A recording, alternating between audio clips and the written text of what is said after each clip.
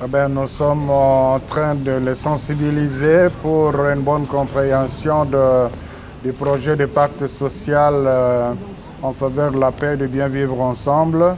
Nous sommes venus leur expliquer la méthodologie et aussi recevoir leurs avis par rapport à ce qui est prévu pour faire mieux. Et là, nous avons été édifiés par le sursaut national qui a fait les amendements assez intéressants par rapport à la projection que nous avons présentée.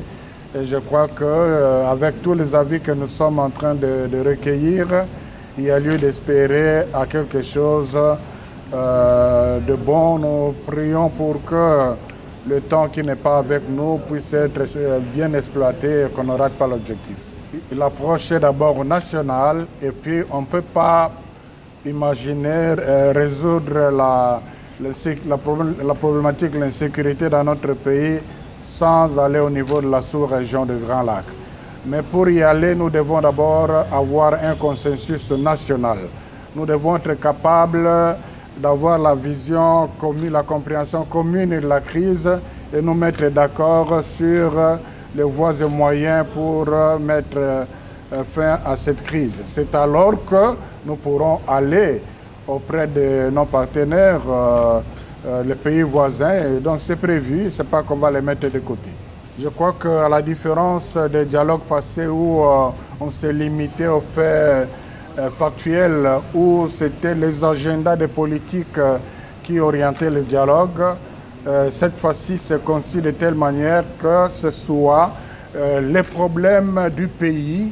On est en train en fait d'imaginer, je crois que c'est la question qu'on nous pose partout, quelles sont les garanties.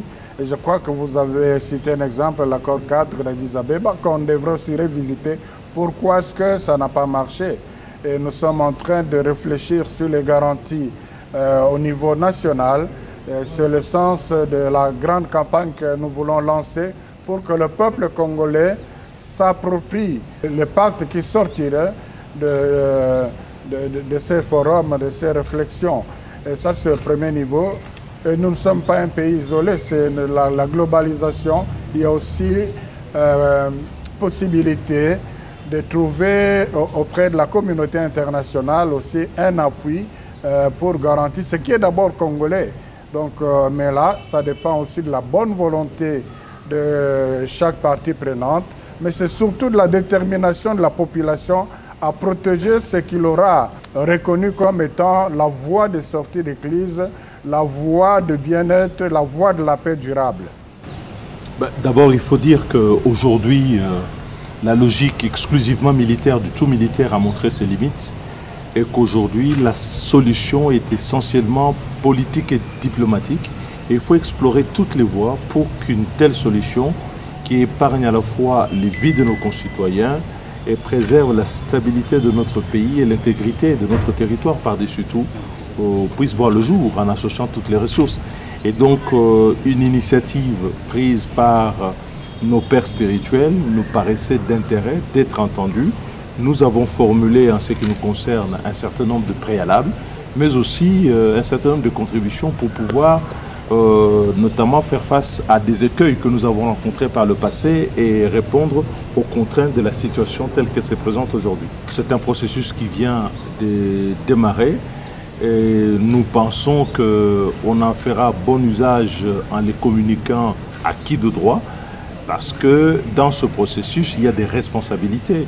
Il y a des gens qui ont pris des décisions pour qu'on en arrive là où nous sommes.